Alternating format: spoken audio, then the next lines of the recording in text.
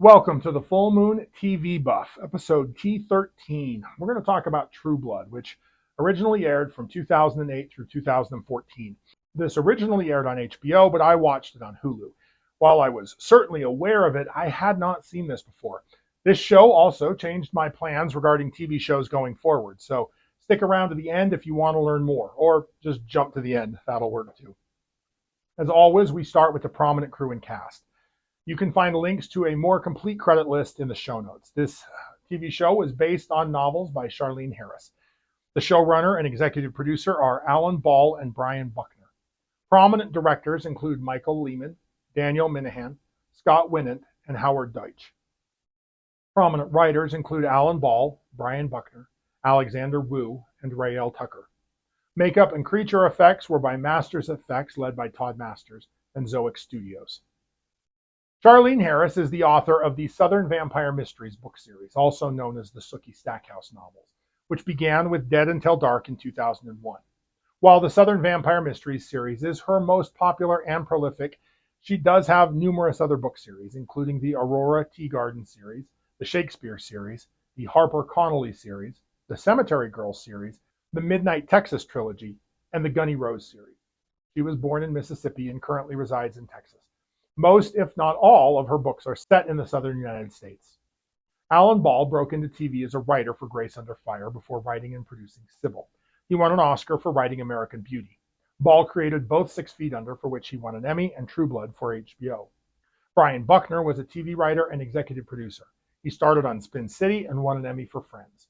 He moved on to the spin-off Joey. He worked on True Blood and took over as showrunner after Ball's departure. Michael Lehman is known for the cult classic film Heathers, Hudson Hawk, Airheads, and TV work on Californication, American Horror Story, Big Love, and Dexter. Scott Winant is known for his Emmy-winning work on 30-something, as well as directing and producing on Breaking Bad and Fargo. Daniel Minahan is known for directing on Game of Thrones, Deadwood, 6 Feet Under, Grey's Anatomy, and the miniseries Fellow Travelers. Howard Deutsch is known for directing films like Pretty in Pink and Some Kind of Wonderful, plus TV episodes of Getting On, American Horror Story, and Will Trent. Alexander Wu is known as co-creator and executive producer of Three Body Problem and The Terror. Ray L. Tucker is known for her work on Supernatural and Jessica Jones. We first discussed Todd Masters when we talked about Howling 6, The Freaks. We'll see more of his work when we get to Underworld Awakening and Blood Wars. Then, to bring the werewolves to life on screen, HBO turned to Zoic Studios for their visual effects. Zoic got their start doing effects for Firefly. Other notable TV projects include Battlestar Galactica, Fringe, The Walking Dead, Game of Thrones, The Flash, The Boys, and Orville. We saw some of their work on Van Helsing. Other notable films include Spider-Man 2, District 9, Zombieland, and Avengers: Age of Ultron. The regular cast includes Anna Paquin, starring as Sookie Stackhouse, the telepathic waitress at the center of the series. She won a Golden Globe for her performance and is also known for her Academy Award-winning role in The Piano and appearances as Rogue in the X-Men film series. Stephen Moyer played Bill Compton, the vampire who entered Sookie's life. He has appeared in films such as Concussion and Devil's Night, and television series including The Gifted and The Night Agent. He also appeared on my wife's favorite TV show, Midsummer Murders. Alexander Skarsgård portrayed Eric Northman, the powerful Viking vampire sheriff. He is the oldest son of actor Stellan Skarsgård and got his start in Sweden before coming to Hollywood. He is also known for his roles in Big Little Lies, Succession, The Legend of Tarzan, and a personal favorite of mine, The Northman. Sam Trammell played Sam Merlot, the shape-shifting bar owner. His other credits include Aliens vs. Predator Requiem, The Fault in Our Stars, and recurring roles in Judging Amy, Homeland, and Euphoria. Brian Quanten portrayed Jason Stackhouse, Sookie's brother. He is also known for roles in films like Dead Silence, Legends of the Guardians, The Owls of Ga'Hoole, Knights of Badassdom, and the series Home and Away, Summerland, and Them. Rutina Wesley played Tara Thornton, Sookie's best friend. She has appeared in 13 Sins, Queen Sugar, and The Last of Us. Nelson Ellis portrayed Lafayette Reynolds, the charismatic cook and medium. He also appeared in Lee Daniels' The Butler, Secretariat, Get On Up, and Elementary. Carrie Preston played Arlene Bellafleur, a waitress at Merlot's. She is known for her roles in To the Bone, Claws, and her Emmy-winning guest performance in The Good Wife. Notable supporting cast members include Deborah Ann Woll playing Jessica Hamby, Bill Compton's newly turned vampire progeny. She is also known for her role as Karen Page in the Marvel Netflix series Daredevil and The Punisher, along with many related projects. Her most well-known film roles are probably in the Escape Room series. Like me, she's an avid D&D player who, unlike me, has participated in several notable Let's Play series. Michael Raymond James portrayed Renee Lanier, also known as Drew Marshall in the show, in season 1. Other TV credits include Once Upon a Time, Terriers, great show, and Godfather of Harlem. Film credits include Jack Reacher. William Sanderson played Sheriff Bud Dearborn. He is probably most well known for roles in Blade Runner and Deadwood as E.B. Farnham. He also appeared in Newhart. Chris Bauer appeared as Detective Andy Bellafleur, who later became the sheriff. He's recognized for his work in Face Off, The Wire, The Deuce, Heels, Third Watch, and Thunderbolts. Jim Perrick played Hoyt Fortenberry, Jason Stackhouse's best friend. He has also appeared in Supernatural, Battle Los Angeles, Suicide Squad, 911 Lone Star, and personal favorite, the film Fury. Michelle Forbes portrayed Marianne Forrester, the powerful Maenad in season 2. Her other notable roles include Battlestar Galactica, Guiding Light, California, Star Trek The Next Generation, Homicide: Life on the Street, 24, The Killing, and The Hunger Games: Mockingjay Part 2. Michael McMillan played Steve Newland, the leader of the Fellowship of the Sun. He also co-wrote some True Blood comic books. Other notable TV shows include Hot in Cleveland and Crazy Ex-Girlfriend. Anna Camp played Sarah Newland, the villainous wife of Steve Newland and a leader in the Fellowship of the Sun. She is also known for roles in the Pitch Perfect franchise, The Mindy Project, The Help, and The Good Wife. Evan Rachel Wood appeared as Sophie Anne Leclerc, the Vampire Queen of Louisiana. She is known for 13, Westworld, and Weird, the Al Yankovic story. Mariana Claveno portrayed Lorena Krasicki, Bill Compton's maker and former lover. She has also appeared in Dexter, Stalker, and Devious Maids. Joe Manganiello portrayed Alcide Herveau, the werewolf pack leader. He is known for roles in Spider-Man, the Magic Mike franchise, and Metal Lords. He's also an avid DVD player. Dennis O'Hare appeared as Russell Edgington, the ancient and unpredictable vampire king of Mississippi. He is recognized for The Proposal, Dallas Buyers Club, The Good Wife, and American Horror Story. Fiona Shaw played Marnie Stonebrook, the medium possessed by an ancient witch in season 4. She is most well known as Petunia Dursley in the Harry Potter franchise, Enola Holmes, Killing Eve, and Andor. Christopher Maloney portrayed Roman Zimajic, the leader of the Authority. He's best known for Law & Order, Organized Crime, and SVU, Wet Hot American Summer, and Oz. Lucy Griffiths appeared as Nora Gainsborough, Eric Northman's sister, and a member of the Authority. Her other credits include Robin Hood and Preacher. We first saw Rutger Hauer in Big Wolf on Campus. True Blood throws every supernatural entity it can think of into a rural fantasy gumbo, mixing vampires, shapeshifters, Maenads, werewolves, fairies, witches, necromancers, and more, along with sex, drugs, and prejudice into one very messy package. We even start having hybrids show up in season 4. Seasons 1, 2, and 3 are easily the best versions of the show. 4, 5, and 6, there is a drop-off in quality, and I really did not like season 7. The show was never my cup of tea, but I get why people loved it. If you like character-driven supernatural drama, bold sexuality, dark humor, and southern atmosphere, it's essential. Skip it if you dislike graphic content or sprawling plots that sometimes don't go anywhere. True Blood is adapted from Charlaine Harris's Southern vampire mystery novel, beginning with Dead Until Dark, published in 2001. Vampires have, quote, come out of the coffin worldwide after the invention of synthetic True Blood, allowing them to exist openly alongside humans.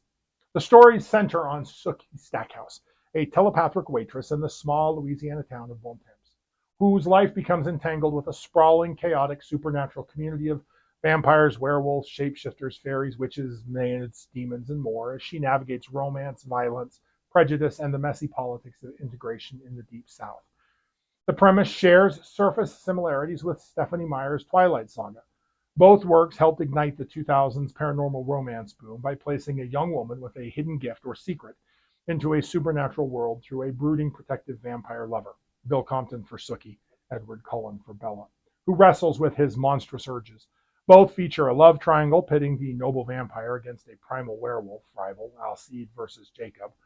Both explore forbidden desire, identity crisis, humanity versus monstrosity tensions, regional Gothic atmosphere, Louisiana Bayou versus the rainy Pacific Northwest, and societal prejudice against the other. And both position the vampire as simultaneously a savior and a threat. Yet the two diverge sharply in terms of tone, sexuality, worldview, and execution. Twilight is chaste, abstinence-focused, idealistic, and teen-targeted, romanticizing elegant, mostly benevolent immortals within a secret vampire hierarchy. At the same time, its passive heroine, Bella, is largely defined by her romantic choices and protected by her suitors. In contrast, True Blood is unapologetically for adults, sexually explicit and morally ambiguous, with an independent, proactive Sookie wielding her telepathy as both a burden and a weapon. A vast, multicultural, integrated supernatural ecosystem rife with legal battles, corruption, betrayal, and gray area creatures, and a gritty, humorous, cynical Southern Gothic soap opera sensibility that humanizes and demonizes the undead as flawed, predatory citizens rather than aspirational immortals, ultimately rendering True Blood the grounded, politically charged, messy realist pole of the genre against Twilight's dreamy, self-sacrificial fairy tale escapism. The endings reinforce this dichotomy. Bella gets a happy ending with her vampire soulmate, while Sookie kills Bill and marries another man. So let's go into a little more detail on the core characters. Sookie Stackhouse is a telepathic, kind-hearted young woman irresistibly drawn to danger. Her ability to hear thoughts, except vampires, makes her both powerful and isolated. It's also routinely useless. She's a compelling mix of naive and jaded. Bill Compton is a 173-year-old vampire trying to live ethically in this new world where vampires are exposed. He's a man out of time. He is polite, conflicted, dangerous, and deeply in love with Sookie. Eric Northman is an ancient, charismatic vampire sheriff, ruthless, seductive, and increasingly obsessed with Sookie. He was a Viking when he was made a vampire. Oh, and he can fly. Sam Merlot is a shape-shifting bar owner hiding his secret while doing his best to protect Sookie and the town. He was an adopted child whose parents abandoned him as a teenager when his ability manifested. His birth parents are not better parental units. Jason Stackhouse is Sookie's impulsive, sex-addicted brother who stumbles into supernatural trouble. He is a stereotypical himbo with a heart of gold. Jason and Sam were easily my favorite characters in the series. Tara Thornton is Sookie's loyal, troubled best friend with a traumatic past. Tara has a very troubled relationship with her alcoholic mother. She had a thing for Jason since he stood up for her when they were children. Tara is also the show's chew toy. If something bad is going to happen to a character, probably Tara. Lafayette Reynolds is a sassy cook and medium who becomes a fan favorite wild card. He's a drug dealer and user. He's also Tara's cousin. He's flamboyantly gay in a show with a lot of homosexual text and subtext. So now we're going to recap the series. As I do this, if there aren't a lot of werewolf action going on, I'm just going to do the seasons as big lumps. Once werewolves show up, I will start covering individual episodes. Season 1, a pair of women connected to Sookie's brother Jason turn up murdered. The detective Bella Fleur believes that Jason is the killer, but the town sheriff doesn't. Jason becomes addicted to vampire blood. Sookie's grandma is the next victim. Now, Jason has a short relationship with another addict, Amy Burley, which ends with her death as well. The season introduces Sookie's developing relationship with Bill and Sam's relationship with Sookie's best friend, Tara. Bill explains the rules of being a vampire to us and to the rest of the town. Bill stakes a vampire to save Sookie and must turn a young girl named Jessica into a vampire as punishment. Ultimately, we learn that fellow waitress Arlene Fowler's fiancé, Renee Lanier, has been killing women who associate with vampires. Further, his real name is Drew Marshall, and he created a complete false identity, including a fake Cajun accent. The season ends with the discovery of a body in Detective Andy Bellafleur's car in Merlot's parking lot. Season 2. The second season's main mystery revolves around the disappearance of Godric, the 2,000-year-old vampire sheriff of Area 9 and Eric's creator. Lafayette has also disappeared, abducted by Eric Northman. Jason searches for meaning in his life with the Fellowship of the Sun, a church dedicated to anti-vampire activities. Eric enlists Sookie and Bill's aid to find Godric in Dallas. A second threat comes from a Maenad named Marianne, who arrives in Bontemps after Tara attracts her attention at the end of the first season. Marianne is a figure from Sam's past and knows his true identity as a shapeshifter. Her influence on the town and its residents results in mayhem that grows more destructive as the season progresses. At the end of the season, Bill proposes to Sookie, but unknown assailants kidnap him when Sookie retreats to the bathroom to consider his proposal. Season 3, Episode 25, Bad Blood. To kick off the third season, Sookie begins hunting for Bill. She enlists Eric's help in her search. Sam seeks his birth parents. Jason and Andy work to cover up the truth regarding Egg's death. Tara has fallen into a deep depression following Egg's death. Lafayette involves Tara's mother to help watch over her. Tara attempts suicide. Jessica accidentally kills her first human. The vampire queen of Louisiana, Sophie Ann, pays Eric a surprise visit as the pair try to cover up their involvement in selling V. Bill frees himself from his captors but finds himself in unfriendly territory in Mississippi. We finally see our first werewolves. Hooray! Episode 26, Beautifully Broken. Bill is an unwilling guest at the home of Russell Edgington, the vampire king of Mississippi, who has ambitions to take over Louisiana. Meanwhile, Sam gets to know his white trash shifter birth family in Arkansas. Jessica seeks advice from Pam on how to feed off humans properly and dispose of bodies. Lafayette and Tara visit Lafayette's mother, Ruby Jean, in a psychiatric institution. Eric arrives at Sookie's home to protect her from werewolves. A mysterious new vampire named Franklin arrives in town with a deep interest in Sookie's family tree. Episode 27, It Hurts Me Too. Eric assigns a werewolf named Alcide to bodyguard Sookie as she heads to Jackson, Mississippi, in order to search for Bill. Arlene discovers that she is pregnant and fears that the baby's father is Renee.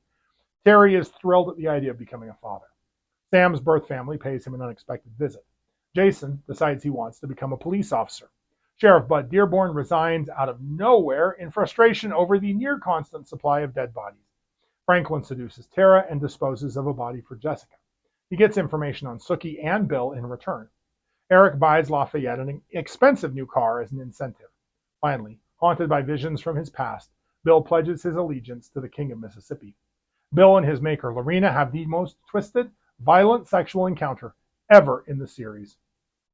Episode 28, 9 Crimes. Bill dumps Sookie over a cell phone call and tells her not to try and find him. Franklin kidnaps Tara and takes her to Jackson. Jessica gets hired at Merlotte's and reconnects awkwardly with Hoyt. Sookie and Alcide attend the pack initiation of his ex-fiancée, Debbie Pelt, and discover Russell controls the werewolves. Sam promises his brother Tommy a job and his family a place to live. Andy becomes the new sheriff. Bill reveals to Russell that he suspects Sophie Ann is selling vampire blood. She is. Jason blackmails Andy into making him a cop. The Magister finds Fantasia and finds vials of vampire blood. Eric and Pam give up Bill for the crime. Episode 29, Trouble. Eric visits Russell and admits the Magister holds Pam prisoner and will kill her unless he returns with Bill Compton. Franklin gives Russell the information on Sookie's genealogy. Franklin intends to make Tara his vampire bride. Franklin is batshit crazy. Jason starts work as a cop and falls for the mysterious crystal. Terry moves in with Arlene. Alcide and Sookie visit Packmaster Colonel Flood, who tells them to steer clear of Russell and his werewolves. Lafayette gets a boyfriend in Jesus. Sam suspects his birth family is up to something shady. Eric sees a Viking crown in Russell's collection that makes him realize that Russell was responsible for his human family's death many centuries ago. Bill finds Sookie and tells her to flee Jackson, but the king interrupts them and orders Cooter to grab Sookie, who defends herself with her intermittent fairy powers. Episode 30, I Got a Right to Sing the Blues. Russell takes Sookie and Bill back to his mansion where Bill attempts to kill Russell. Russell orders Lorena to kill Bill. Eric refuses to help Bill when Sookie begs him and insists that she means nothing to him.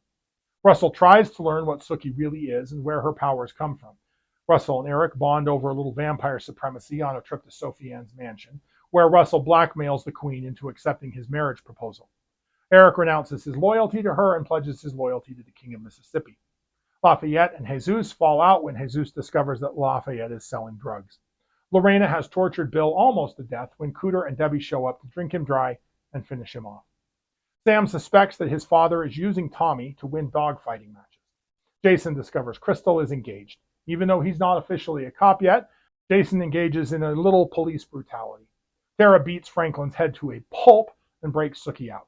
Sookie tries to rescue Bill. However, Lorena interrupts Sookie and attempts to kill her. Episode 31, Hitting the Ground. With Bill's help, Sookie stakes Lorena. Debbie and Cooter try to prevent Alcide and Tara from helping Sookie get Bill to safety.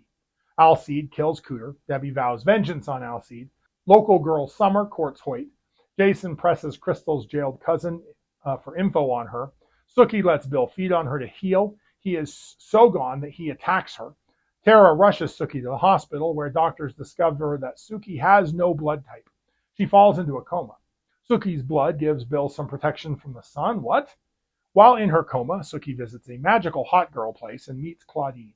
Sam sneaks in, rescues Tommy and all the other dogs from the dog fighting ring, and persuades him to leave his parents. Eric forces Sookie's cousin Hadley into revealing Sookie's secret. Once the sun goes down, Bill shows up and injects his blood into Sookie. This forces all the hallucinatory hot girls to flee and Sookie to wake up, but not before warning her not to let him take her light. Eric, Russell, and Sophie Ann go to Fantasia and rescue Pam. Russell forces the Magister to marry him and Sophie Ann, killing him afterward and directly flaunting something that we are just learning is called the Vampire Authority. Episode 32, Night on the Sun. Sookie dumps Bill when she regains consciousness in the hospital. He understands why. Arlene dreams her baby will be like Renee. Bill releases Jessica as her maker, but she refuses to leave him. Tara is traumatized, understandably. Alcide takes Sookie home, but he can't stay with her after werewolves attack his sister Janice. Crystal seeks refuge from her relatives with Jason. Lafayette's mother escapes from the psychiatric institution and visits Lafayette. Jesus comes looking for her and rekindles his relationship with Lafayette. Arlene hires Holly to be a waitress at Merlotte's. Eric orders Hadley to warn Sookie that Russell and the werewolves are coming for her and not to trust Bill. Oh boy. Bill trains Jessica to help fight the werewolves bound to come after Sookie. Jason warns Crystal's father, Calvin, to stay away from her. Russell, Debbie, and 2 werewolves attack Sookie in her home. Bill and Jessica take care of the werewolves. Back in Jackson, Eric stakes Talbot, drawing Russell away. Sookie beats up Debbie and drives her off. Bill and Sookie have passionate makeup sex. Episode 33, Everything is Broken. Sookie asks Bill about the secret file he has been compiling on her. Nan Flanagan investigates the disappearance of the Magister. The Authority gives Eric approval to kill Russell, but if he does it quietly. Jason and Crystal plant V on her fiancé and anonymously tip off the cops. The deputy who responds is put in the hospital. Tara attends a rape survivors group where Holly reveals that she is also a survivor. Hadley introduces Sookie to her son Hunter, who is another telepath. Arlene confesses she doesn't want Renee's child. Bill is drawn into the mysterious dream world and meets Claudine, who is as shocked as Bill is. She has the same light powers as Sookie. Bill learns what Sookie is. Hoyt admits to Jessica that he still has feelings for her. Sam beats Calvin to a pulp. Turns out Franklin isn't dead when he comes back for Tara. Jason shoots him with a wooden bullet. Russell appears on TV, killing a news anchor and pledging to wage war against humanity and the American Vampire League. Episode 34, I Smell a Rat. Bill reveals to Sookie that she is part fairy, or maybe an alien, and that she is special because everyone thought vampires had eradicated all the fairies due to their ambrosiac blood. Jason and Eric clean up after Franklin's death while Lafayette and Jesus rush to save Calvin. Sam remembers his past when he used his powers to steal jewelry. Eric makes a will, leaving his fortune to Pam. Tommy makes a pass at Jessica. Tara makes a very good case to Sookie that all vampires are evil, one that I agree with. Jesus and Lafayette do V together and share hallucinations involving their grandparents. Holly reveals that she is a Wiccan. Arlene wants to abort Renee's unborn child. Terry accepts the child even though he knows it isn't his. Terry's the greatest. Jason confesses to Sookie that he killed Eggs, and then also reveals it to Tara. Eric expects Russell will kill him. He says goodbye to Sookie, tells her not to trust Bill, and kisses her. Hoyt tells Jessica that he wants to be with her again. Tommy attacks Hoyt in his pit bull form, but Jessica saves him. Crystal reveals that she is a werepanther to Jason. Russell hires a male prostitute who looks like Talbot so that he can say goodbye and then kills the man. Eric locks up Sookie so he can protect her. Episode 35, Fresh Blood. Fantasia dancer Yvette rescues Sookie from the basement. Lafayette has terrifying aftershock visions. Jessica confesses to Hoyt that she killed a trucker. Hoyt does not care and allows Jessica to feed from him. Erica offers Russell Sookie's blood, which will allow him to daywalk. Tara mourns Eggs. Holly gives Arlene a potion to induce a miscarriage, but the baby survives. Sam goes on a drunken tirade and closes Merlotte's for the night after firing Tommy, insulting Terry and the waitresses. Jason discovers that the high school football player, Kitch, is using V as a performance-enhancing drug. Turns out Summer was trying to seduce Hoyt at his mother's request. That's creepy. Tara confronts Andy, telling him she knows all about Egg's murder and the cover-up. Sookie and Bill fantasize about what a normal life might look like for them when Russell and Eric attack. They take Sookie and Bill back to Fantasia. Eric reveals that he has a plan to Bill. Tara and Sam bond over their trauma and hook up. Tommy breaks into Merlot's safe. Russell and Eric drink Sookie's blood. Eric walks into the sunlight and Russell follows. Once outside, Eric handcuffs himself to Russell so they will burn together. Episode 36, Evil is Going On. Sookie saves Eric from suicide by sunlight over Bill's very reasonable objections. At Eric's insistence, Sookie also saves Russell, which makes no sense. They tie him to a pole inside Fantasia. Alcide shows up to help Sookie stand guard. Sam reveals to Tara that he is a shapeshifter. Tara also discovers her mother is having an affair with the minister. Hoyt's mother and Summer stage an intervention to get Hoyt away from Jessica, but it backfires, and Hoyt asks Jessica to marry him. Later, his mother buys a rifle. Lafayette's dark visions continue. He discovers that Jesus is a brujo, a male witch, and Jesus thinks Lafayette might be a medium. Crystal and Jason try to warn her family of the impending DEA raid. However, Felton kills Calvin, takes the V and Crystal, which leaves Jason in charge of the rest. Sam discovers Tommy's theft and chases him down, but he refuses to return the money, forcing Sam to shoot him. Sookie banishes Bill and Eric from her home. Bill and Eric bury Russell alive in concrete. Bill immediately betrays Eric and throws him into another pit. Bill vows to kill anyone who knows about Sookie's fairy nature. Eric escapes and tells Sookie that Bill was originally sent to Bontemps to procure her for Sophie Anne, and that he purposely allowed the Rattays to beat her nearly to death so that he would then be able to feed her his blood. Tara makes the sensible decision to leave Bontemps. Smart. Bill invites Sophie Anne to his home for a duel to the death. Sookie visits Grand's grave, where Claudine pulls her into the fairy's home dimension. So, now that you have heard how convoluted a single season can be, let's go back to skimming with season 4. Sookie escapes the dangerous fairy realm where she was nearly harvested for her blood after a year away from the real world, and returns to the transformed Bontemps. Her house was unknowingly sold to Eric. Jason is a deputy sheriff while secretly supplying the inbred hotshot werepanther community, and Bill now rules as the king of Louisiana. Jason's good deeds backfire spectacularly when the desperate, infertile werepanthers ambush him, bite and claw him during a ritual to trigger his turning into a werepanther, then imprison and repeatedly rape him as their breeding stud, pumping him with drugs while Crystal and the women line up to carry Stackhouse Panther offspring, until he escapes half naked and deeply scarred, though the show mostly treats this as dark comedy and quickly moves on. A coven of witches led by, by the way, he's not really a werepanther. Didn't work. A coven of witches led by Marnie Stonebrook pose a serious threat to the vampire community. Antonia, a powerful 16th century necromancer, possesses Marnie to extract revenge on all vampires, cursing vampires to walk into the sun, raising the dead and sparking an all-out supernatural war that culminates in a deadly Samhain battle. Antonio eventually realizes the evil that she has caused to innocent people and decides to stop.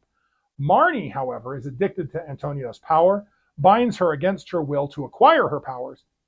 Sookie begins a romance with Eric, who has amnesia due to a spell that was cast by Antonia/Marnie. Side plots ripple through the season with equal chaos. Sam Merlot explores his shifter heritage with new love Luna and contends with the troubled brother Tommy's scams and transformations. Lafayette and Jesus dive deeper into witchcraft, with Lafayette becoming possessed by the ghost. Mavis seeking justice for her lost child. Tara seeks escape from her traumas, but just finds brand new pain. Alcide stays close to Sookie amid werewolf pack politics and his volatile ex, Debbie Pelt. Arlene and Terry deal with their possibly demonic baby and a haunted house fire, and Jessica navigates her independence and a steamy friends with benefits adulterous fling with Jason. The finale is a series of cliffhangers, including a warning from the ghost of Renee that Terry will cause Arlene trouble, the escape of Russell Edgington from his concrete tomb, the reappearance of Steve Newland, now as a vampire, and the shooting of Tara. Season 5. The season opens with chaos in Bontemps. Sookie and Lafayette beg Pam to turn the dying Tara into a vampire, while Bill and Eric are arrested by the Vampire Authority for the murder of Nan Flanagan and face possible execution. They avoid the true death by revealing that Russell Edgington is still alive and on the loose. With Sookie's help, they track him down and deliver him to the Authority. Inside the Vampire Authority, a faction led by Salome, Nora, Eric's sister, Russell, and the newly turned Steve Newland push a radical ideology that humans are nothing more than food, exactly as Lilith intended in the Vampire Bible. This fundamentalist uprising throws the entire supernatural world into turmoil. Meanwhile, Alcide navigates the brutal politics of becoming the new packmaster of the Shreveport Werewolf Pack. Terry is haunted by a death curse stemming from a horrific war crime he committed during the Iraqi War. Tara struggles to adjust to her new existence as Pam's progeny, learning both the power and the loneliness of vampirism.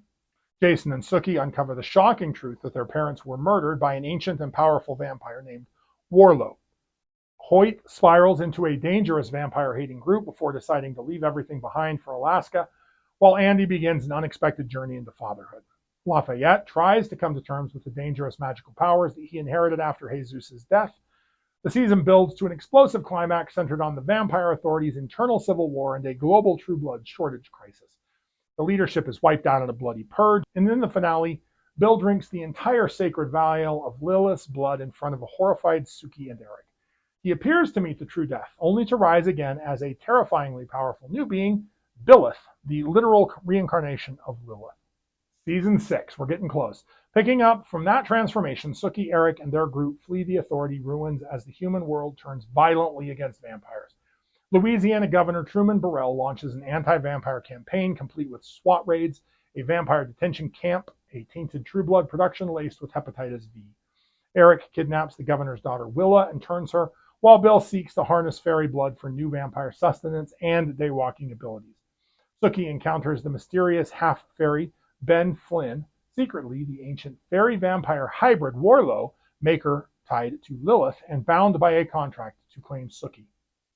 Her fairy grandfather Niall returns to help, but Warlow's obsessive pursuit forces Sookie into dangerous alliances and a fairy plane romance. Jason grapples with family truths and a weird connection with a female vampire, Violet. Alcide solidifies his role as werewolf packmaster amid pack politics and his relationship with Sam. Tara recovers from a UV bullet wound and deepens her bond with Pam. Lafayette and others navigate grief and magic. Terry meets a tragic end tied to his war curse, and Andy struggles to raise his rapidly aging fairy human daughters with tragic losses. The season builds to a chaotic rescue at the vampire camp, Bill's desperate plans, and a finale filled with sacrifices, revelations about Warlow, and major cliffhangers for the survivors. Episode 7, the final season, opens in chaos as savage Hep V infected vampires rampage through Bon Temps, killing Tara and abducting residents including Arlene, Holly, and a very pregnant Nicole. With true blood scarce and humans forming vigilante mobs, the town forms a fragile pact. Healthy vampires will protect humans in exchange for blood donations. Sookie becomes a target of blame and suspicion while grappling with Bill's rapid Hep V infection and his refusal to take the cure. Eric, infected and suicidal in France, reunites with Pam. Together they hunt Sarah Newland, who turns out carries the Hep V antidote in her blood while she's tangling with the Yakuza. Flashbacks flesh out their long history. Jason navigates his volatile and violent relationship with Violet, lots of these. Jessica seeks redemption, both reconnect with Hoyt. Alcide dies protecting the town. Bill chooses a meaningful true death, asking Sookie to stake him so she can live freely. The series closes with a time jump Thanksgiving gathering showing the survivors' futures, marriages, children, Eric and Pam's billionaire success with New Blood, and Sookie's happy pregnancy with an unseen husband, bringing chaotic closure to Bon Temps. Oh, goodness. Season 1 introduces the vampires coming out. The metaphors of prejudice and intolerance are laid out. Sookie's romance with Bill is established amid the murder mystery, which feels a bit like an afterthought, honestly. Season 2 escalates with threats from the Maenade luring Bon Temps into destructive hedonism. Jason gets entangled with the anti-vampire religious groups, further exploring the intolerance metaphor that is the show's bread and butter. Season 3 explores werewolf packs, wider vampire conflicts, and fairy heritage. Season 4 dives into witchcraft and Sookie's fairy roots. Season 5 shifts to vampire politics and moral corruption. Season 6 becomes a war story with Bill as the antagonist. And Season 7 is this weird zombie-like outbreak finale tying up loose ends. It feels like the show was unsuccessfully trying to emulate The Walking Dead. The show grows from an intimate Southern Gothic to a sprawling supernatural soap opera, never shying away from sex, violence, or social commentary. Werewolves are hinted at in the first couple of seasons, and they finally arrive in Season 3. The transformations are quick and cheap CGI, which I'm certain was made for budgetary reasons. Transformations are over in a flash, which means we don't have to dwell on them. These lycanthropes have a human form and a wolf form. There is no hybrid form, another cost-conscious choice, I'm sure. The wolves do look pretty good. The same holds true for the werewolf panthers and the shapeshifters. I understand there was some CGI enhancement of real animals. Werewolves in True Blood shift under the full moon, but many can also transform at will once they've learned control. The show introduces the concept of mass shifting, which was cool. When one werewolf changes, it can trigger nearby werewolves to shift involuntarily, creating a dangerous domino effect. They form tight-knit packs led by alphas, called packmasters, and are vulnerable to silver and possess enhanced strength, speed, senses, and rapid healing.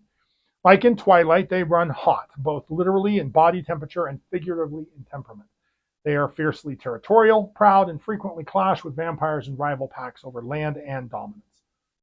The series portrays them as a distinctly wilder, more primal species than vampires, less civilized, more raw and instinct-driven. As Alcide Herveau puts it, werewolves are mainly into sex, alcohol, and violence. Pack loyalty is extremely important, almost sacred, and betrayal within a pack is considered one of the worst offenses.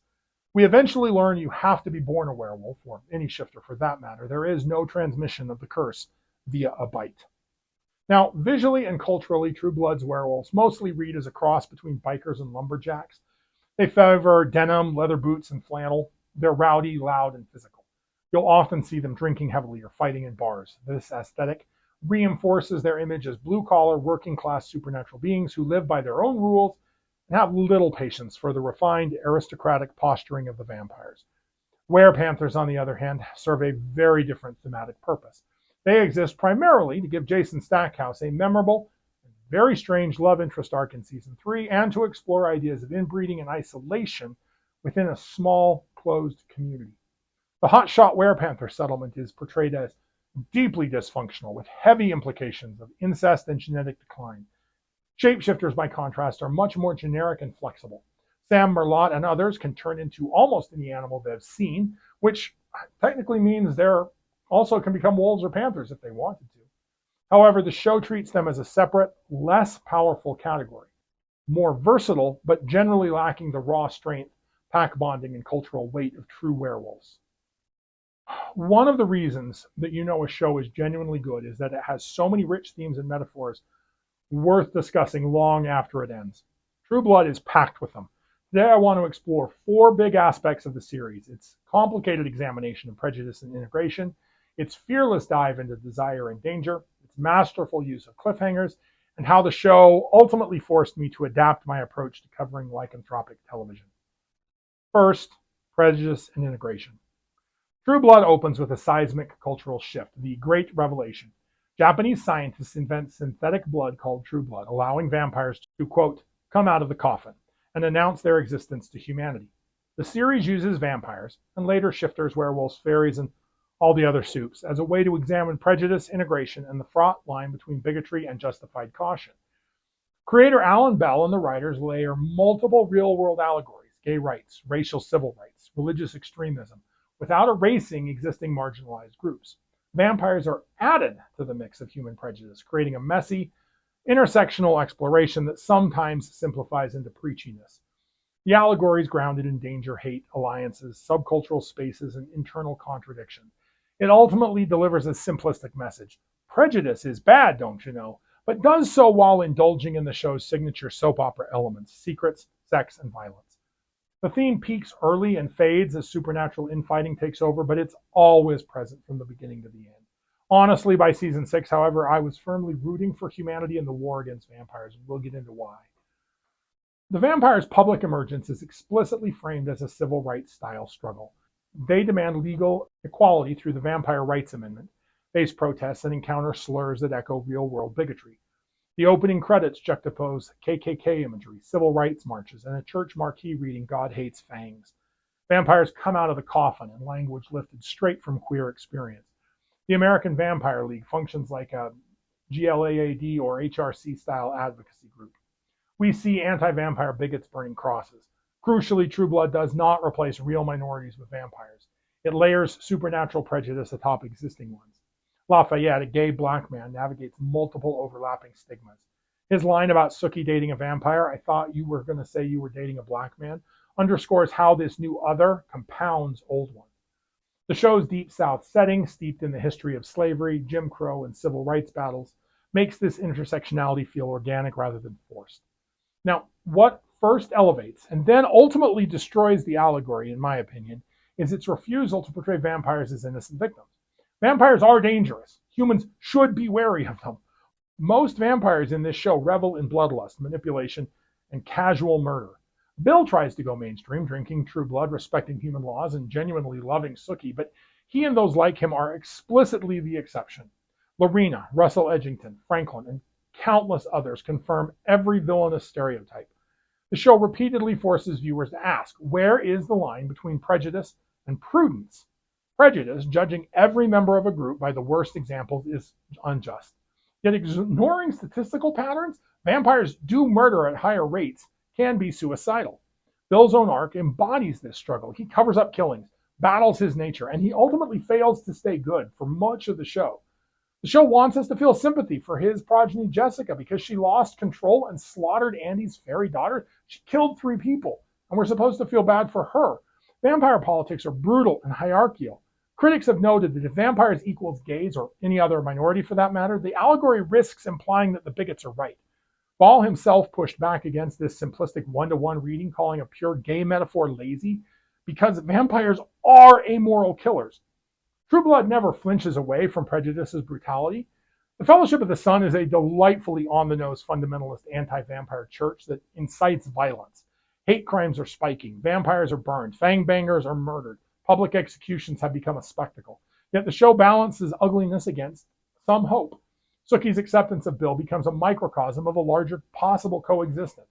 Godric evolves and recognizes how his destructive vampiric life has hurt both himself and countless innocents. Sam Merlot stalks True Blood despite his personal reservations, and some townsfolk form tentative friendships. Integration is incremental and imperfect. Fantasia, the vampire bar owned by Eric Northman, serves as a vivid stand-in for gay bars, a dimly lit, neon-drenched haven where vampires and humans mingle. The bar's underground, performative culture, leather, S&M aesthetics, and public biting parallel secretive yet liberating queer nightlife. Fangbanger carries the same mix of titillation and stigma as certain real-world slurs. This subcultural angle adds nuance. Integration does not mean total assimilation. Vampires need spaces to exist authentically, even as they demand mainstream rights. Sam, a shapeshifter who hides his ability, illustrates yet another layer. He supports vampire equality on principle, but he remains wary and keeps his own identity a secret. He wants legal protection and safety for all, but he prefers that shifters stay hidden to avoid any potential backlash. This tension explodes in season 6 when the Vampire Unity League, a group of human activists aligned with vampire interests who push for shifters and werewolves to follow the vampire's example and come out publicly. The League's interactions with the shifter and werewolf communities are particularly interesting for lycanthropy fans. Their well-meaning campaign for full supernatural visibility and integration creates direct conflict with packs like Alcide's Shreveport werewolves. The werewolves see this outside pressure as reckless and dangerous to their own survival, and they respond with lethal force that wipes out most of the kids coming down to help. Only a few members, including Nicole Wright, survive. This subplot strongly echoes real-life examples of northern white college students and activists traveling to the Jim Crow South during the Civil Rights Movement. Outsiders arriving with noble intentions to help marginalized groups achieve equality and visibility, but often failing to fully grasp the local dangers, power structures, and the very real risks faced by those people who actually live there. Their actions, however good intentioned, can force communities into unwanted exposure or escalate threats before they're ready for them. In True Blood, the Vampire Unity League represents that external push for integration, while the werewolf packs represent communities that have survived by staying hidden and fiercely protecting their own. It's one of the show's more nuanced moments on how calls for unity from one supernatural faction can create life or death problems for another one. Prejudice in True Blood is never monolithic. Racial bigotry intersects with supernatural fear. Queer characters navigate both homophobia and vamp-related suspicion. Sookie, a telepathic, orphaned, and dismissed as crazy, becomes the bridge. Her unconditional acceptance of Bill and Alcide models personal integration. She sees the individuals beneath the labels. Yet even she learns hard lessons about trust. The series' genius and its occasional frustration lies in its refusal to tidy up the allegory. Vampires are both a persecuted minority and a legitimate threat. Prejudice is condemned, yet blanket trust is fatal, can be fatal. Hate is ugly, yet alliances bloom in unexpected places. Real minorities remain visible and unreplaced. By the end, the metaphors are messy, the analogies are imperfect, and the politics are sometimes directly contradictory. Yet the moral endures. Judging individuals by group stereotypes is wrong, even when that group is dangerous. So now let's move on and talk about desire and danger. Running alongside the prejudice theme is True Blood's unapologetically adult exploration of desire. This is a show for grown-ups. From its very first episode, True Blood announces itself with raw, swampy sensuality set to Jace Everett's Bad Thing. I want to do bad things with you. While the pilot wastes no time plunging viewers into a world where sex arrives as frequently and casually as table salt.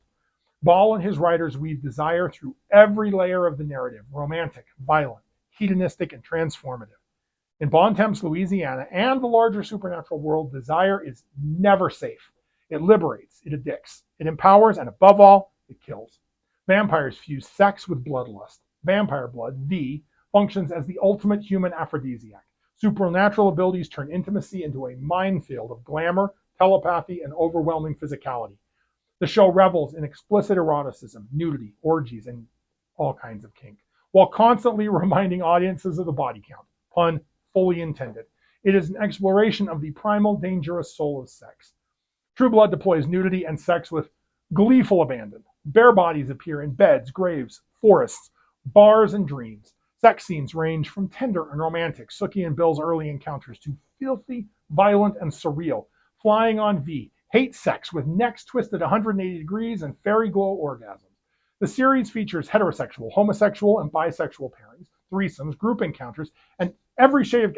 I'm not aware of a shade of kink that this show doesn't deal with, and it even flirts with bestiality.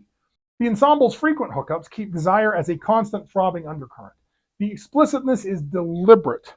The show signals its maturity through vulgarity, drugs, and graphic content, deliberately distancing itself from the more restrained young adult vampire genre. Ball defended this approach by arguing that vampires are inherently sexual metaphors, and he's got a point. They're creatures of the night. They live by penetration and forbidden hunger, and that every explicit scene should serve character development or thematic depth, rather than just be mere titillation. This defense invites the classic, I read Playboy for the articles quip. Both the show's creators and its audience lean on this highbrow alibi. The sex and nudity aren't exploitative, they insist, but they're artistically necessary metaphors for power, addiction, and identity, and the line between ecstasy and annihilation. It's that same rhetorical maneuver that has long sustained literary erotica, softcore magazines, and prestige dramas alike. Wrap the titillation in thematic gravitas, and suddenly everyone can claim they're engaging with serious art, rather than simply enjoying the skin. The quip neatly exposes the quiet hypocrisy that lets prestige television push boundaries that network TV could never touch, while allowing audiences to revel in the spectacle without admitting that they're there, at least partly, for the flesh. Critics remain sharply divided. Some dismiss the series as porn light, while others hail it as television's boldest, most visceral celebration of horniness in the horror genre. For my part, the show is frequently unnecessarily purient. Even so, the result is a series that pulses with lust while never allowing desire to exist without consequences. At the heart of True Blood lies a core paradox. Desire frees people from repression, while simultaneously threatening to destroy them. Sookie Stackhouse, a telepath long isolated by her disability, discovers sexual and emotional liberation with Bill Compton. Vampire sex is depicted as superior, rougher, more intense, and more pleasurable than human intimacy. Bill's cold skin, superhuman strength, and centuries of experience awaken Sookie to sensations she never imagined. Yet this same desire drags her repeatedly into violence, attacks by drainers, jealousy-fueled battles, and repeated near-death experiences. Vampires themselves embody the fusion of sex and violence, feeding and fucking intertwine. Biting during climax heightens pleasure for both parties, but risks fatal blood loss. Maker-progeny relationships, Eric and Pam, Bill and Jessica, carry charged, quasi-incestuous undertones that blur love, control, and lust. Female vampires often wield sexual power as femme fatales, subverting traditional gender roles while still binding desire inextricably to danger. Vampire blood, sold on the black market as V, serves as the show's perfect symbol of desire's dual nature. A few drops heighten your senses, grant temporary strength and healing, and induce intense hallucinations and euphoria. Larger doses massively amplify libido, producing marathon, mind-blowing sex sessions. Highly addictive, both physically and psychologically, V drives users to chase the rush, even as it breeds paranoia, violence, and death. The brutal industry of draining vampires for V mirrors real-world drug trades and the exploitation inherent in pursuing forbidden highs. In doing so, V commodifies vampire bodies and endangers the humans who crave that enhanced experience, turning sex into something pharmacological and supernatural, pleasurable beyond human limits, yet laced with a very mortal risk. Supernatural abilities further escalate the peril of every intimate moment. Vampire glamour raises incredible consent questions. Can desire be authentic when one party can rewrite memories or compel behavior? Jessica destroys her relationship with Hoyt through infidelity and glamour. Sookie's telepathy invades partners' minds during sex, exposing raw thoughts and fantasies and creating both profound intimacy and a dangerous vulnerability. Werewolf strength, shifter fluidity, fairy luminescence, which makes sex literally glow, and Maenad influence all transform bedrooms or forest floors into arenas where power imbalances can quickly turn lethal. Nowhere is this darker side more brutally illustrated than in Jason's Season 4 nightmare with the hotshot werepanthers. Ambushed, bitten, and captured, he is chained to a bed in a drugged, delirious state and repeatedly gang raped by Crystal and the desperate women of the inbred community, who use his body as a breeding stud in a horrific bid to produce viable werepanther offspring. All while Crystal proclaims that she loves him. Love itself becomes addictive, abusive, and violent. Desire transforms bodies and souls, often at terrible cost. The show never lets viewers forget the stakes. Characters die from jealous exes, bloodlust gone wrong, or hedonistic excess. In Season 1, Renee targets women who have slept with vampires. In Season 3, Eric kills Talbot mid-sex act. Jason says it outright in Season 5. Every bad thing that has ever happened to me is because of sex. You're right, Jason. Yet he never fails to hop into bed with whatever dangerous woman wants him. The Season 2 arc with Marianne Forrester, the Maenad devoted to Dionysus, pushes this desire into full Bacchanalian territory. Marianne induces a town-wide frenzy of lust, violence, gluttony, and chaos. Inhibitions dissolve. Residents engage in public orgies, ritualistic sex, cannibalism, and animalistic behavior. Her influence suppresses ego and superego, unleashing the id in service of her god. This storyline literalizes the show's central theme. Unchecked desire leads to primal destruction. Marianne seeks the perfect sacrifice to summon Dionysus so he may ravish her and devour her followers in ultimate erotic annihilation. Interestingly, Buddhism offers a resonant parallel. Desire, tanha, or craving is seen as the root of suffering, binding beings to the cycle of rebirth and pain. True Blood dramatizes this idea in visceral, supernatural terms. The more intensely one grasps at pleasure, the more suffering one invites. Godric is the one vampire we see really rise above the carnal desires common to his kind and ascend to some kind of higher plane. True Blood walks a deliberate line. It is far more explicit than network television, with full frontal nudity, prolonged sex scenes, and graphic mixing of blood and bodily fluids. It still aims for a deeper purpose. In this regard, it follows a well-established HBO tradition seen in shows like Game of Thrones, Rome, and later Euphoria. The series explores sexual liberation, power dynamics, queer and polyamorous relationships, and the anxieties surrounding desire in a post-AIDS, post-sexual revelation world. It refuses to shame fangbangers or promiscuous characters and presents diverse sexual orientations without any judgment. Yet imbalances remain. There is significantly more female nudity, occasional lapses into pure shock value, and in later seasons, repetitive sex that can feel distracting. Still, the show fully earns its porn light reputation. A popular comedy sketch from the era captured this tension perfectly with the punchline, "It's not porn, it's HBO," mocking how the series, alongside Game of Thrones and others, indulged in wild, blood-soaked orgies and explicit encounters while wrapping them in prestigious cable drama packaging. Unlike pure pornography, however, the sex in True Blood usually carries emotional, physical, and mortal consequences. Charlene Harris's Southern Vampire Mysteries contain plenty of eroticism, as I understand it, filtered through Sookie's first-person narration. The novel's sex scenes feel more intimate and character-driven, balancing emotion with physicality. The HBO adaptation amplifies the visual spectacle, expands the ensemble encounters, and leans into campy, over-the-top sequences. Both versions agree that desire is transformative and perilous. The series simply makes the danger and the pleasure impossible to look away from. In Bon Temps, desire literally kills. Yet the characters and the audience keep returning for more. That electric tension between ecstasy and annihilation is what makes True Blood's eroticism enduringly compelling. Well, that and boobs. It may flirt with pornography, but it is also a sweaty, bloody, neon-drenched meditation on why we crave the very things that might destroy us. The desire is to dance with danger, and sometimes that dance is worth the risk. So now we're going to move on and talk about cliffhangers. A cliffhanger is a narrative device in which a chapter, episode, or installment of a story ends abruptly, leaving central characters in immediate peril, a major conflict unresolved, or a shocking revelation dangling just out of reach. The goal is to create a suspenseful information gap that gnaws at the audience, increasing the odds that they're going to return for the next segment. In True Blood, this device was a structural signature. Seasons typically resolve their central mystery by episode 10 or 11, tie up most loose ends, introduce new characters or subplots, and then slam the door with a cliffhanger that plants seeds for the next arc. It's a pattern inherited from centuries of serialized storytelling, one that has shaped how audiences experience fiction from oral tales to modern prestige television. The cliffhanger's earliest examples predate Victorian novels or silent films in the medieval Arabic frame tale 1001 Nights, also known as Arabian Nights. Scheherazade, the vizier's clever eldest daughter, volunteers to marry the vengeful king Shahryar, who executes a new bride each morning. Each night she begins an entrancing story, but deliberately leaves it unfinished at dawn. The king, burning with this curiosity, spares her life for one more night to hear the conclusion, only for her to start a fresh tale the moment the previous one ends.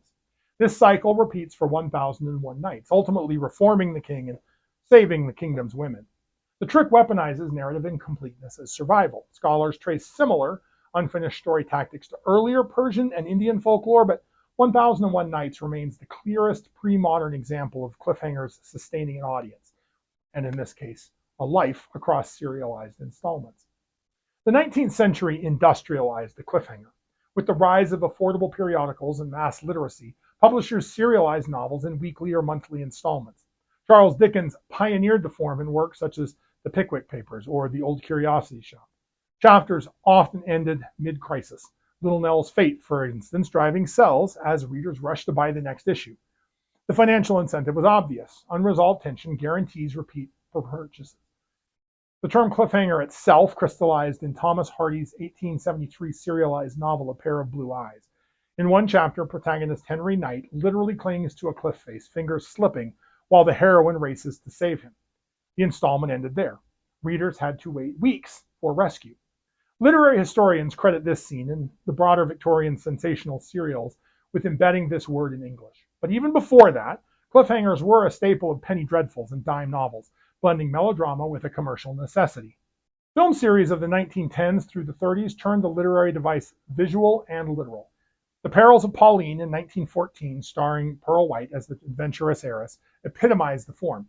Each short chapter ended with Pauline in mortal danger, trapped in a runaway balloon, menaced by lions, or, in popular myth, though not always on screen, dangling from a cliff. Audiences returned weekly to theaters for the next reel. The term cliffhanger migrated from literature to cinema here, fueled by real stunts filmed on the New Jersey Palisades and the era's love of physical peril. Other serials, like The Adventures of Kathleen or The Hazards of Helen, followed, embedding the device in popular culture. These were not prestige art. They were engineered for repeat business, proving cliffhangers could transcend print. Post-war television supercharged the cliffhanger. Daytime soaps had long used daily mini cliffhangers, but primetime drama weaponized season enders. The Undisputed King remains Dallas, which ran from 1978 to 1991. Its third season finale, A House Divided, ends with J.R. Ewing shot by an unseen assailant. The question, who shot J.R., dominated pop culture for 8 months, with betting pools, t-shirts, and a global media frenzy.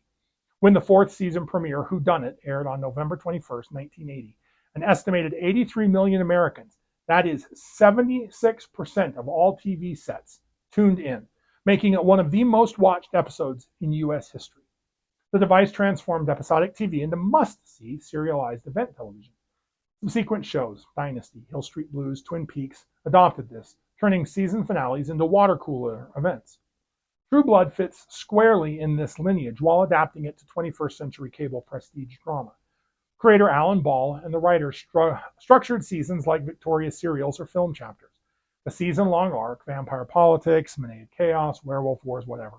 Cress and mostly resolved by episode 10 or 11, allowing character growth and loose end resolutions. The final episodes then pivot to next season's groundwork, new threats, personal revelations, fresh characters, capped by a cliffhanger that leaves viewers hanging. Season 2's finale, Beyond Here Lies Nothing, exemplifies this.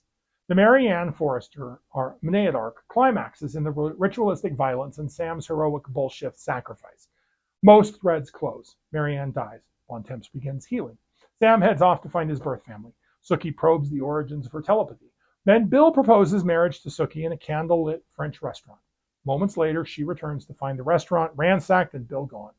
The screen cuts to black on her scream, a perfect setup for Season 3's vampire power struggles and Bill's maker, Lorena complications. Later seasons maintain this rhythm. Main villain defeated, personal stakes reset, final minute bombshell. They exemplify the genre's blend of resolution and perpetual danger. So why do cliffhangers endure across millennia and media? Psychology offers answers. The Zeigarnik effect, named after psychologist Bluma Zeigarnik, whose name I'm probably mispronouncing, states that people remember unfinished tasks far better than completed ones. The brain flags the unresolved as open business demanding closure. Empirical studies confirm information gaps heighten physiological arousal, not that kind of arousal. We've already covered that. Here we mean heart rate suspense, an increased desire to continue a series, even if overall enjoyment of the current episode remains unchanged. Narratively, they disrupt Freytag's pyramid at the falling action, denying catharsis and forcing audiences into active anticipation. In serial art, this sustains commercial viability. In prestige TV, it rewards investment. Today's media landscape both amplifies and complicates cliffhangers. Weekly network drops preserve the old tension, Game of Thrones' Red Wedding or The Walking Dead's Negan lineup. Streaming services often release full seasons at once, yet shows like Stranger Things or The Boys still end episodes and seasons on hooks to encourage you to watch just one more episode before bed or come back for the next season.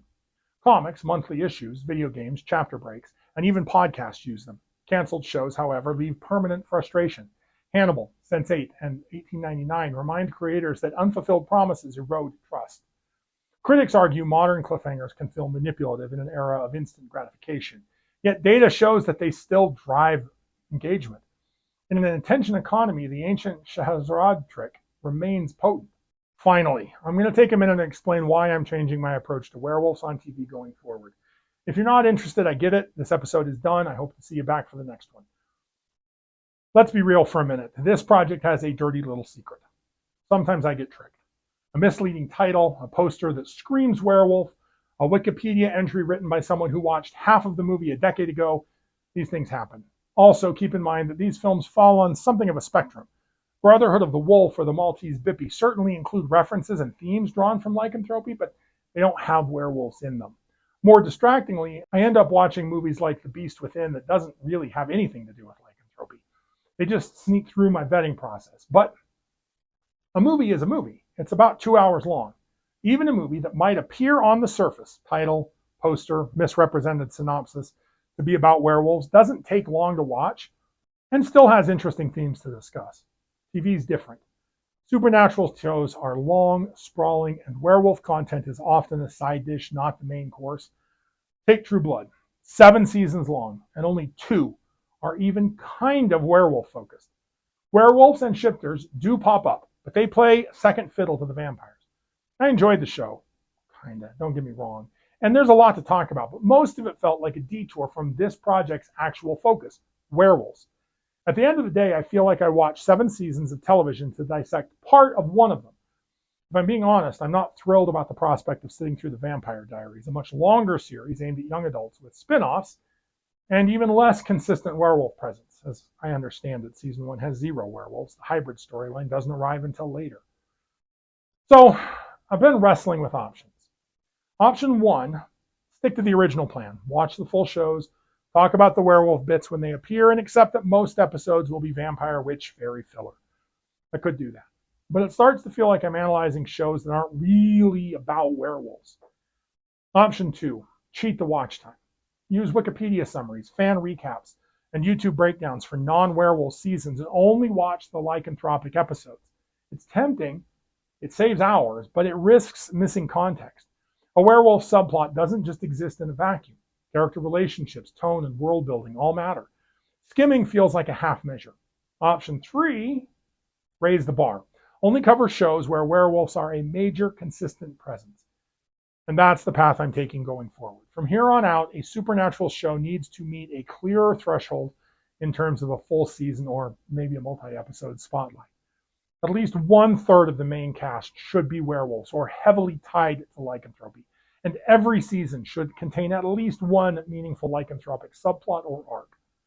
Shows that treat werewolves as occasional guest monsters or late series additions like The Vampire Diaries won't get full coverage. I will still mention them when relevant, but I'm not going to dedicate entire episodes to shows where werewolves are the side hustle. So next up is Becoming Human, a much tighter, more focused series with werewolves front and center from the beginning. This feels like the right direction going forward. Now, I know that this shift might disappoint some viewers who wanted a comprehensive tour of every supernatural show with a werewolf cameo, and that's fair. But the goal here is to talk meaningfully about lycanthropy in media, not to watch hundreds of hours of vampire drama just to get to the occasional wolf scene. I'd rather go deeper on shows that actually deliver werewolf content than spread myself thin across series that only flirt with it. So that's the plan. Fewer shows, but more focused ones. Perhaps once I've finished all those werewolf shows, I can circle back and cover shows that have a dash of werewolf spice. Anyway, thanks for sticking with me here. If you've got recommendations that fit the new criteria, drop them in the comments. Let's keep hunting for the good stuff. So if you like lycanthropes, like, share, and subscribe. Contribute your thoughts and additional observations in the comments below. Let me know what I missed or what you noticed. Keep your eye on the moon, a silver bullet in the chamber, and we'll see you back next episode.